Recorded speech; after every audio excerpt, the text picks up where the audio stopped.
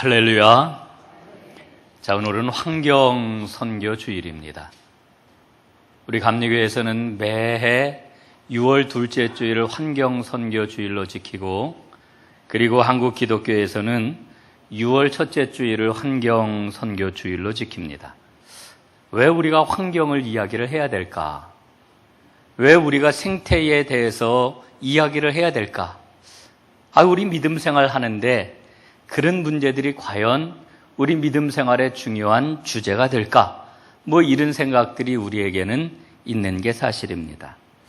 저는 그 며칠 전에 아주 우연한 기회에 1989년도에 하영조 목사님이 썼던 빛과 소금이라고 하는 잡지에 실린 글을 우연하게 읽게 되었습니다.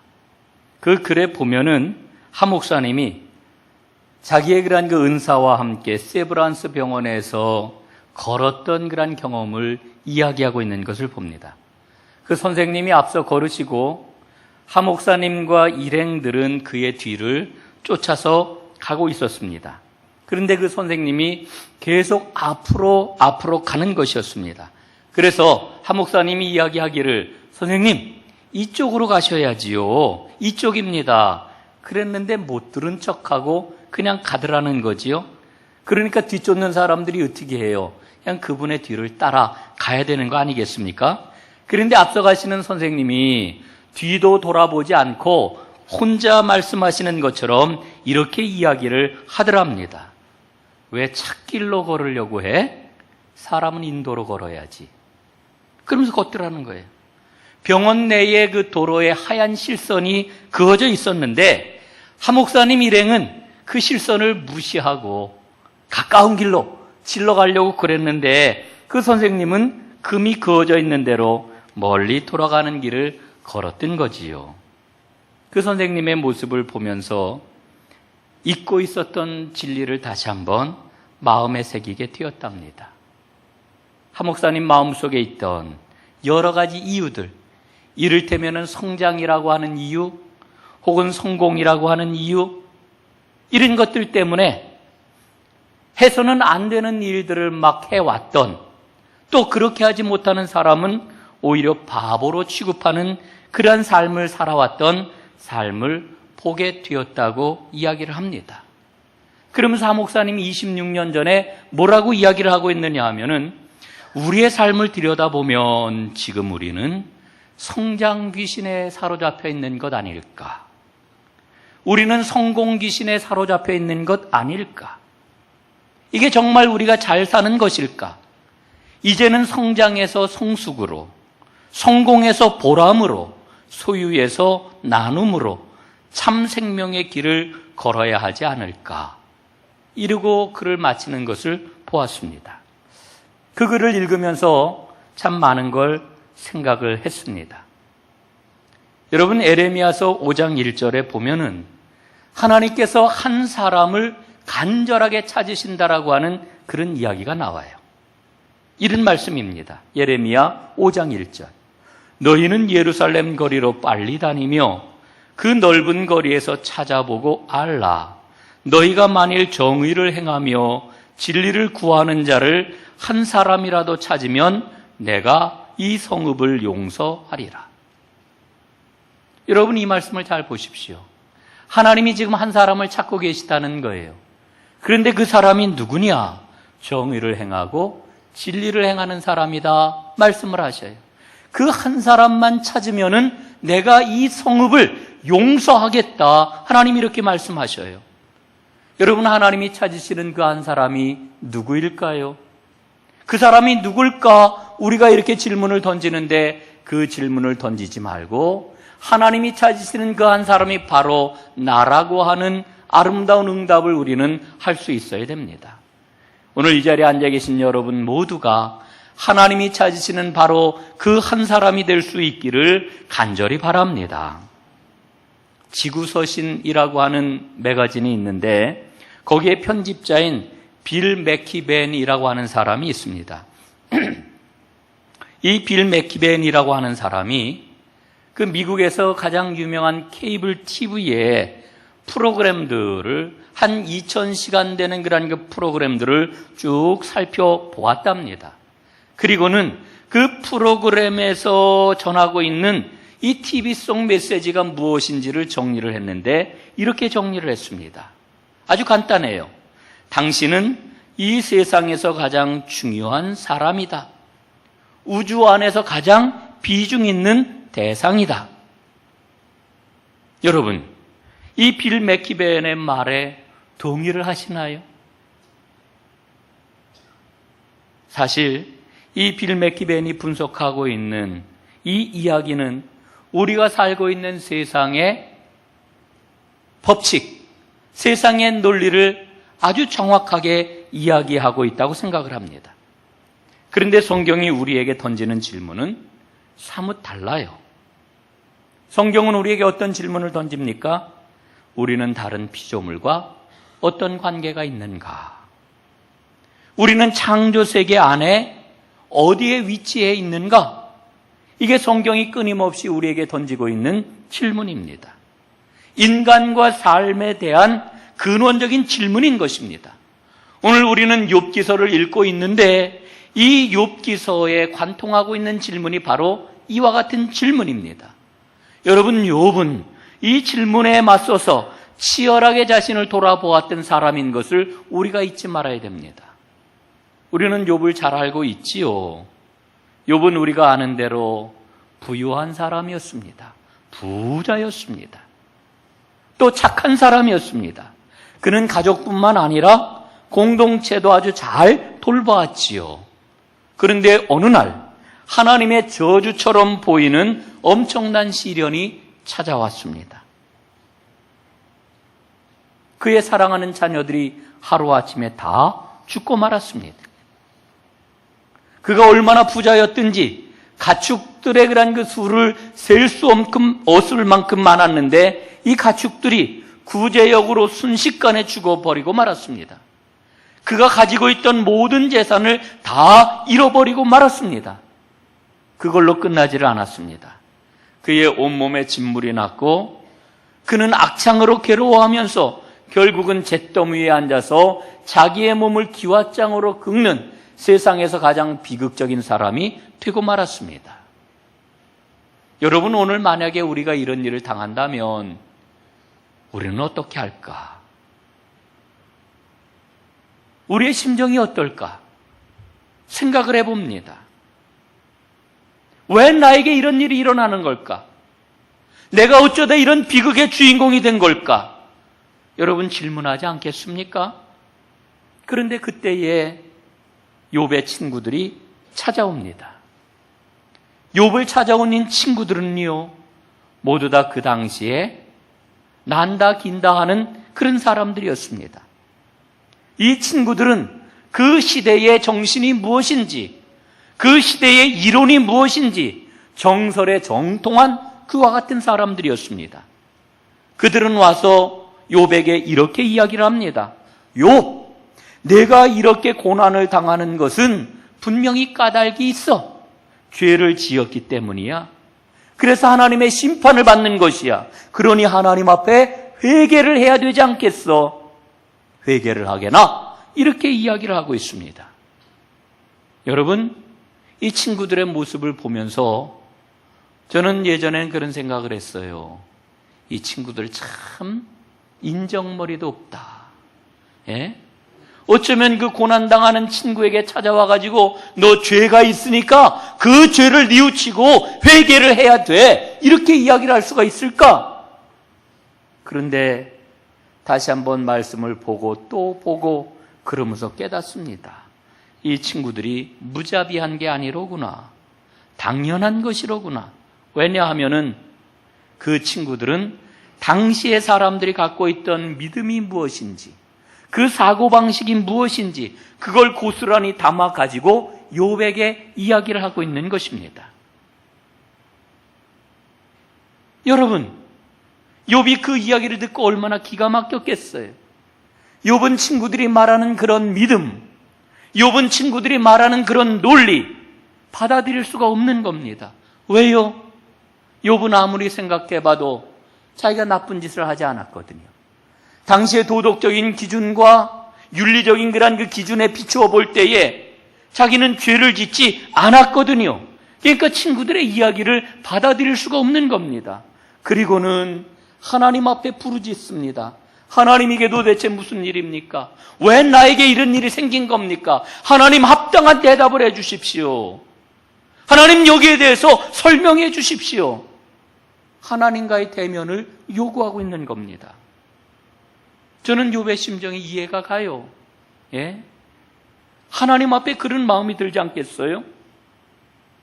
욥이 이렇게 하나님 앞에 설명을 요구할 때 마침내 하나님은 욥에게 나타나셨습니다. 마침내 나타나신 하나님께서 욥에게 신랄하게 물으시는 겁니다. 이게 바로 오늘 본문이지요. 여러분, 오늘 내용을 계속해서 살펴보면 이런 겁니다. 너는 내가 만물을 지을 때 어디에 있었느냐? 내가 파도를 어떻게 그치게 하는지, 어디로 가게 하는지 아느냐? 내가 우박과 눈을 어디에 저장하는지 아느냐? 내가 사자의 식욕을 채우기 위해서 사냥하느냐? 여러분, 이 말씀의 의미를 생각해 보십시오. 욥은요, 자신의 지식을 가지고, 자신의 상식을 가지고, 그리고 자신의 기준을 가지고 하나님께 지금 설명을 요구하고 있는 거예요. 세상이 돌아가는 이치를 하나님 말씀해 주세요. 내가 왜 이런 상황을 만나게 되었는지 인간의 삶의 정황을 설명해 내라고 하나님 앞에 지금 요구를 하고 있는 겁니다. 그런데 하나님께서는 욥에게 지금 무슨 말씀을 들려주고 있습니까? 어떻게 보면은 뜬금없는 말씀처럼 들리는 이야기를 욥에게 하고 계셔요. 너는 우주의 중심이 아니다. 너는 우주의 중심이 아니다. 너는 창조의 중심이 아니라 아주 작은 부분이다. 하나님은 이것을 욥에게 말씀해 주고 있어요. 여러분, 우리는 욥기를 읽으면서 하나님이 들려주시는 그 말씀에 귀를 기울여야 합니다. 우리는 하나님이 창조하신 우주의 절대적인 중심이 아니에요. 우리는 거대한 하나님 창조 세계의 아주 작고 작은 부분에 불과한 겁니다. 욥기서 39장 26절로 40장 1절 말씀을 보면은요, 지금 기가 막힌 말씀이 나와요. 여러분에게 읽어드리겠습니다. 한번 마음을 열고 이 말씀을 마음에 한번 잘 새겨보시기를 바랍니다. 내가 높이 솟아올라서 남쪽으로 날개를 펴고 날아가는 것이 내게서 배운 것이냐? 자막을 띄워주세요. 독수리가 하늘 높이 떠서 높은 곳에 보금자리를 만드는 것이 내 명령을 따른 것이냐? 독수리가 바위에 집을 짓고 거기에서 자고 험한 바위와 요새 위에 살면서 거기에서 먹이를 살핀다. 전능한 하나님과 다투는 욥아, 내가 나를 꾸짖을 셈이냐? 내가 나를 비난하니 어디 나에게 대답을 해보아라.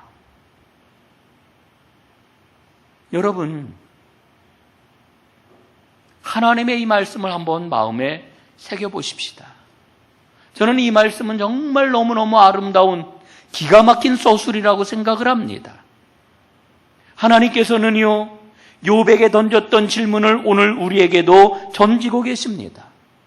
그 하나님의 질문 앞에 우리는 뭐라고 대답을 할 수 있을까요? 욥은 이렇게 대답을 합니다. 40장 3절로 5절까지 말씀을 보니까 이렇게 이야기를 하지요. 하나님, 저는 할 말이 없습니다. 제가 무엇으로 대답을 할 수 있겠습니까? 제가 너무 말을 많이 하였으므로 더 이상 할 말이 없습니다. 저는 욥의 이 대답이 정말 훌륭한 대답이라고 생각을 합니다. 우리가 이 이상 어떻게 하나님 앞에 대답을 할 수 있겠습니까? 여러분, 오늘 우리에게 정말 중요한 것은요, 우리보다 더 큰 힘의 존재를 깨닫는 겁니다. 우리보다 더 큰 힘의 존재를 깨닫게 될 때에 우리는 세계와의 관계를 온전하게 맺을 수가 있게 됩니다. 여러분, 더 큰 힘을 감지하고 계십니까? 여러분, 우리가 더 큰 힘을 감지를 해야 돼요. 그것은 물리적으로 감지해야 되는 것이고요, 영적으로 감지하는 것이어야 합니다. 여러분, 우리는 하나님의 존재에 대해서 이야기할 때 영적으로만 생각을 하려고 그래요. 여러분, 하나님은 물리적으로도 엄청난 힘을 갖고 계신 전능하신 하나님이십니다. 우리가 그 하나님에 대해서 영적으로 물리적으로 그 힘을 감지하게 될 때에 인간의 교만은 제한되고 제어가 될 수가 있는 것입니다. 오늘 우리가 살고 있는 세상에 가장 큰 불행이 뭔지 아십니까? 욥의 대답이 점점 사라지고 있다는 것입니다. 저는 할 말이 없습니다. 제가 무엇으로 하나님께 대답을 할 수 있겠습니까? 이런 욥의 대답이 점점 사라지고 있습니다. 여러분, 많은 환경학자들이 이야기를 해요. 지구는 생태학적으로 지금 위기다. 모든 사람들이 이구동성으로 이야기를 합니다. 여러분, 그거 상식 아닙니까? 텔레비전만 켜면은 날마다 이런 이야기가 나오고요, 신문에 날마다 보도가 됩니다. 여러분, 이 생태적인 위기가 어디에서 온 걸까요? 인간 중심주의에서 온 것입니다. 그리스도인들은 창세기 말씀을 원용을 하지요. 땅을 정복하라, 땅을 다스리라. 이 말씀을 우리는 인간 중심적으로만 해석을 해왔습니다. 그래서 다른 피조물과 인간을 구별을 하고 인간을 가운데다 놓고 해석을 해왔습니다. 여러분, 우리가 자연세계와 이 피조세계와 관계를 맺을 때 여러분 어떻게 관계를 맺습니까? 인간에게 이익이 되느냐, 이익이 되지 않느냐. 이익이 되면은 이로운 작물, 이익이 되지 않으면은 잡초. 우리는 그러잖아요. 여러분, 그러나 하나님의 눈으로 보면 세상에 잡초는 없습니다. 하나님이 만드신 세상, 하나님께서는 그 모든 것을 보시고 아름답다고 말씀을 하셨습니다. 하나님의 창조 역사를 한번 보십시오. 하나님의 창조 역사 가운데서 맨 마지막 피조물이 우리 인간입니다. 우리가 인간다움을 이야기하잖아요. 인간다움. 인간의 진면목은 언제 발휘가 되는 걸까요? 그것은 하나님의 창조 세계를 위한 청지기 역할을 제대로 감당할 때 인간다움이 발휘가 되는 겁니다. 여러분, 이걸 한번 생각을 해보세요. 세상의 모든 피조물, 인간을 제외한 모든 피조물, 여러분, 이런 피조물은 인간이 없어도 존재하는데 전혀 문제가 없습니다. 그러나 인간은 다른 피조물이 없으면 한순간도 존재하지를 못해요. 오늘날의 비극은 인간 때문에 생긴 거예요. 여러분, 얼마 전에 한 10여 년 전에 그 미국 아마존에서 베스트셀러로 등극한 책이 있습니다. 인간 없는 세상이라고 하는 책인데 우리나라에도 번역이 되었지요. 제가 오늘 갖고 나왔는데요. 인간 없는 세상. 어느 날 인간이 이 지구상에서 사라졌습니다. 그 후에 어떤 일이 일어날까? 이거를 그린 그란 그 책인데요. 이 책을 보면은 만물들이 인간이 없어짐으로 인해 가지고 온전하게 모든 것들이 회복되고 소생되는 그런 그 과정을 아주 생생하게 그리고 있는 것을 우리는 봅니다. 잠깐 좀 여러분에게 소개를 해드리겠습니다. 우리가 사라진 후 지구는 어떤 변화를 겪게 될 것인가? 이 세상에서 인류와 함께 사라져갈 것은 무엇이며 우리가 이 세상에 남기게 될 유산은 무엇인가? 2일 후 뉴욕의 지하철역과 통로에 물이 들어차 통행 자체가 불가능해진다. 7일 후 원자로 노심의 냉각수를 순환시키는 디젤 발전기의 비상연료 공급이 소모된다. 1년 후 무전 송수신탑의 경고등이 꺼지고 고압전선의 전류가 차단된다. 이렇게 되면 무엇보다도 고압전선에 부딪혀 매년 10억 마리씩 희생되던 새들이 더 살기 좋은 세상을 만나게 된다. 3년 후 난방이 중단됨에 따라 몇 해의 겨울을 거치며 갖가지 배관들이 얼어터진다. 내부가 수축과 팽창을 거듭하면서 건물이 손상된다. 예컨대 벽과 지붕 사이에 이음매에 균열이 생긴다. 도시의 따뜻한 환경에 살던 바퀴벌레들은 겨울을 한두 번 거치는 동안 멸종된다. 10년 후 지붕에 가로 세로 18인치의 구멍이 나 있던 헛간이 허물어진다. 사람 없는 집은 대부분 50년, 목조 가옥이라면 기껏해야 10년을 못 버틴다. 20년 후 고가도로를 지탱하던 강철 기둥들이 물에 부식되면서 휘기 시작한다.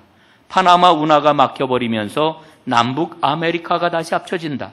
우리가 즐겨 먹던 일반적인 밭작물들의 맛이 지금 같지 않은 야생종으로, 그러니까 인간의 입맛에 맞게 개량되기 전 상태로 돌아간다.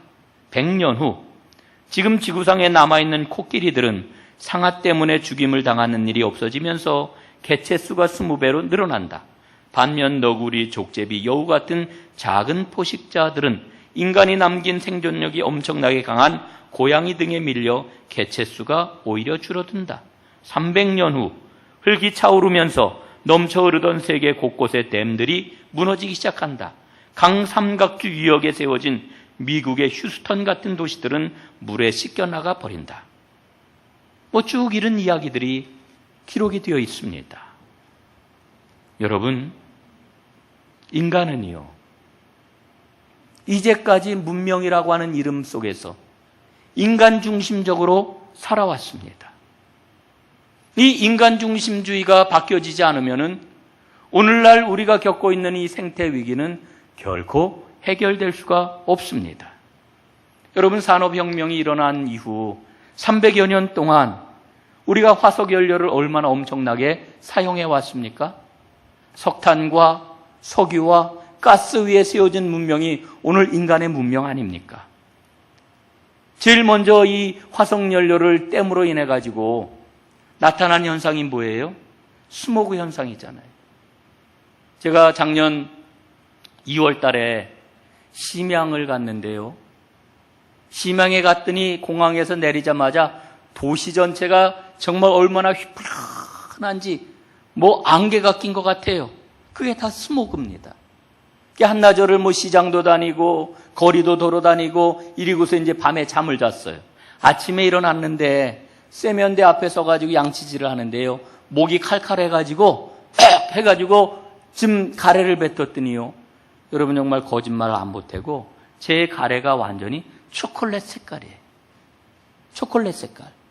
그때 얼마나 섬뜩했는지 모릅니다.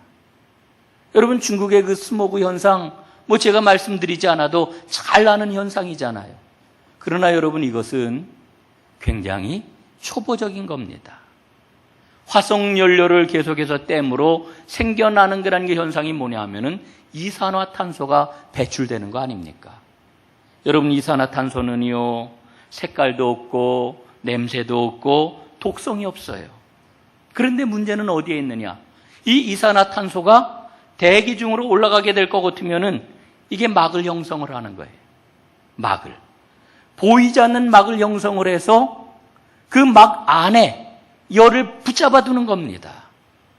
여러분, 지구에는 계속해서 열이 나오는데, 열이 발생하는데, 이 열이, 대기권 밖으로 다 발산이 돼야 되는데, 이산화탄소가 지금 막을 형성하고서 지구를 자꾸 뜨겁게 만드는 것 아닙니까? 이게 온난화지요. 여러분, 통계를 보니까요, 산업혁명 전에 이산화탄소 농도가 275 ppm이었대요. 그런데 지금은 387 ppm이라고 그래요. 그런데 심각한 것은 앞으로 이런 추세로 다 나가게 될 것 같으면은 40년 후에는 500 ppm이 된다는 겁니다. 얼마나 심각한 문제예요. 여러분, 지난 100년 동안 지구 평균 온도가 0.6도가 올라갔어요. 평균 온도 0.6도 올라간 게 뭐 이렇게 대수냐? 여러분, 0.6도가 올라감으로 지금 날씨가 얼마나 험악해졌습니까? 곳곳에서 폭풍이 일어나고 홍수가 나고 또 다른 곳에서는 가뭄이 동시다발적으로 지구를 강타하고 있잖아요. 하나님의 창조 질서를 보세요. 이치가 너무너무 간단한 거예요. 우리가 잘 알고 있는 것처럼 따뜻한 공기는 습기를 더 많이 머금게 됩니다. 차가운 공기보다 따뜻한 공기의 습기가 더 많은 거예요. 여러분, 지구가 온도가 올라가니까요. 예? 이 몽골이라든지 아프리카라든지 이런 데서 증발이 더 많이 되는 것 아닙니까? 여러분, 몽골의 지금 사막화 현상이 얼마나 급속한지 몰라요. 여러분, 아프리카에는 계속해서 가뭄이 계속 이어지고 있고요. 사막이 점점 넓어지고 있습니다. 물이 증발되기 때문이에요. 그럼 이렇게 증발된 물이 하늘에 그냥 떠 있습니까? 어느 곳에 내려야 되잖아요. 습한 지역에 더 많은 비가 내리고 엄청난 규모의 홍수가 일어나게 되는 거지요. 그러니까 가뭄과 홍수, 폭풍이라고 하는 것은 같은 현상인 것입니다. 여러분, 그 조용필 좋아하시는 분 많지요? 조용필 씨의 노래 가운데 킬리만자의 표범이라고 하는 그런 그 노래가 있어요. 거기 보면 처음에 아주 그 나레이션이 나오잖아요. 예. 아주 얼마나 멋있습니까? 제가 그 가사는 다 알지 못해서 소개를 못 합니다만은, 여러분, 킬리만자로에 뭐가 있습니까? 만년설이 있잖아요, 꼭대기에. 녹지 않는 그런 그 눈이 있단 말입니다. 그런데 지금 킬리만자로의 눈이 다 녹아버렸어요. 북극의 빙하의 그런 그 두께가 40%나 얇아졌어요. 우리는 이런 문제들이 우리의 생활하고 별로 관계가 없다고 생각을 해요. 매일같이 텔레비전에서 어떤 식물의 개체가 멸종이 되었다, 어떤 동물이 멸종이 되었다, 이렇게 이야기를 하면은 그게 우리하고 무슨 상관이 있지? 이렇게 생각을 하지요. 여러분, 엄청난 충격이 우리에게 다가올 것입니다. 여기 앉아있는 저하고 여러분은 살아가는 날 동안에 어쩌면은 그냥 문제가 있어도 그냥 살지 몰라요. 그러나 우리의 자녀들, 우리의 손자, 손녀들은 엄청난 재앙을 맞게 될 것입니다. 그런데도 불구하고 우리는 우리 자신을 만물의 중심으로 보고 모든 세상이 인간만을 위해 존재하는 것처럼 생각을 합니다. 그리고 내 생활이 현재 안락하고 평안하면은 아무것도 문제될 것이 없다고 이렇게 생각을 하지요. 여러분이 인간 중심적인 이 생각이 바뀌어지지 않으면 생태 위기에 대한 진정한 변화는 일어날 수가 없습니다. 우리는 오늘 나를 편안하게 해주는 이 소비 중심적인 삶의 방식에 너무나도 익숙해져 있습니다. 여러분, 저는 지난 2월 말에 이 자동차가 제가 사고를 내면서 자동차가 그냥 쓸 수 없게 된 그런 그 상태가 되어가지고 이참에 아예 그냥 차를 없애자 이래가지고 제가 4달째 차 없이 지내고 있습니다. 차 없이 다녀보니까요, 정말 불편해요. 무지무지하게 불편해요. 예? 더더군다나 6월이 되니까요, 이제 여름으로 접어들잖아요. 얼마나 햇살이 뜨거운지, 얼마나 땀이 나는지 정말 걷는 게 쉽지가 않아요. 엄두가 나지 않아요. 너무 불편해. 그런데 가만히 생각을 해봤어요. 이렇게 불편하지만 살아가는데 정말 근본적인 지장을 가져오는가? 불편하지만 그냥 살아갈 수는 있어요. 그러면서 기도하는데 하나님이 그런 마음을 주셔요. 성가시고 불편하지 않으면 삶의 변화가 일어나지 않는다. 여러분, 오늘 우리가 왜 환경주의를 지킬까요? 성가시고 불편한 삶을 살자는 거예요. 하나님의 말씀을 가지고 조금 성가시고 조금 불편한 삶을 감수하자는 거예요. 여러분, 우리 삶 가운데 성가시고 불편하게 살 그런 일들이 얼마나 많습니까? 그러나 우리는 더 편리한 것, 더 안락한 것, 이것만을 추구하면서 그게 잘 사는 길이라고 이렇게 생각을 해요. 여러분, 그렇지 않습니다. 오늘 만약에 여러분들이 마음에 듣고 맞아 라고 하는 생각이 든다면 듣기만 하고 그치는 사람이 아니라 듣고 행하는 하나님의 사람이 되시기를 간절히 바랍니다. 야고보서 1장 22절에 보면은 우리에게 이런 말씀을 들려주십니다. 말씀을 행하는 사람이 되십시오. 그저 듣기만 하여 자신을 속이는 사람이 되지 마십시오. 여러분, 듣고 은혜가 된다, 아멘이 된다 그리고 끝나면은 자신을 속이는 사람이라고 성경은 분명히 일러주고 있습니다.